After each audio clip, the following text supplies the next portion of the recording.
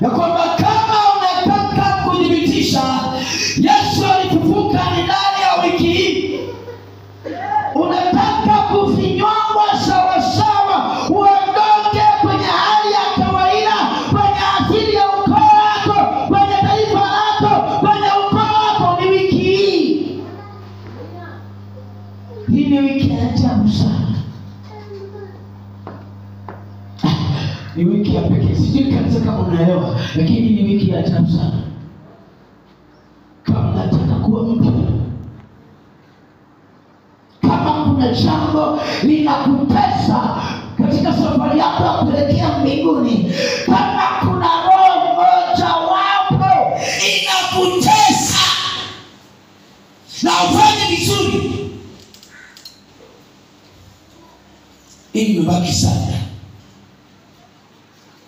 ili kesho unapotoka Yesu kwa wafu usifanane na mtu mwingine. Sijui kama unaelewa. Sijui kama unaipata vizuri. Wiki hii sio wiki ya kawaida. Tupo kwenye ubatizo leo, tunamwona Roho Mtakatifu kwa namna ya ajabu sana. Hata wenyewe wakasema imekuwaje watu hawa? Yaani watu waliita Roho Mtakatifu sana, watu wakanena, watu wakawa wako vizuri. Tukasema asante Bwana kwa sababu hii wiki ni wiki ya pekee. Ifanye hata kwenye mioyo yetu na mawazo yetu na asili zetu zibadilike. Hii ni wiki ya pekee sana. Nilikwambia tunamwamini Mwokozi kwa sababu ya kwanza, yeye ni wa milele, hafanani na mitume wengine. Asili yake yeye ni wa milele. Asili yake Kristo ni ya milele. Ndio maana kanisa la dunia wanasema Yesu ni Mwokozi. Yesu hajawahi fananishwa na mtume yoyote duniani. Nikakwambia ndiye pekee aliyetajwa majina kabla ya malaika, kabla ya mimba yake kutungwa. Malaika kataja majina na jinsi mimba itakavyotungwa kuliko nabii yoyote mwingine duniani. Haijawahi tokea na haitatokea milele mwanamke mwingine apate ujauzito kwa jinsi ambavyo Bikira Maria alipokea ujauzito. Haitatokea milele.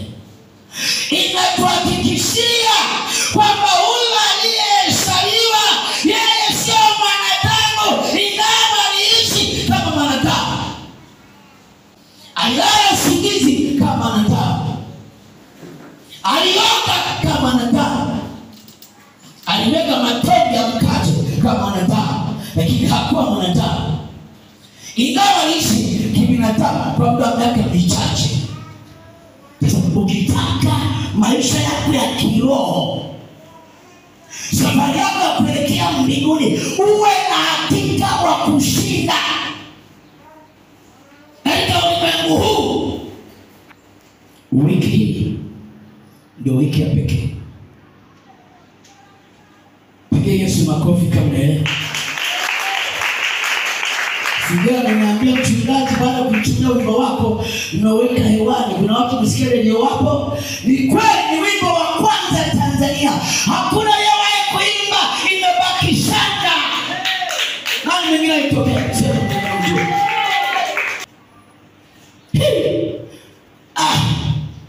Nasikia kusema habari za Yesu. Yesu ni mtamu Bwana. Yesu nimetea watoto zangu wawili leo, Samueli na Raheli leo na Sara. Akamekuja Sara, amekuja Samueli. Yesu kama atakutendea leo, subiri kesho atakutendea. Mama mmoja amekaa sana muda, akasema mchungaji, hapana, simu yangu ilipotea, namba nikapoteza, sikuandika popote, lakini nilizaa mtoto wa kiume, nikapata mtoto wa kiume. Nimesema hapana, lazima nikasema asante Mungu, pale nilipokea watoto. Amekuja leo. niambie. Ukiniambia Yesu atafanya, ni tatizo la kwako. Sio Yesu anafanya mpaka leo. Ukiwaleta vipofu wataona, shida hamwaleti. Kwenye mtaa wao kuna wagonjwa wanaokaribia kufa, kesho wanakufa. Haleluya. Piga Yesu makofi. Ongeza tena makofi. Kesho wimbo tutaimba, yani tutaimba. Viongozi wa sifa maelewa. Tunaimba nyimbo za kwetu kesho. Za kwetu.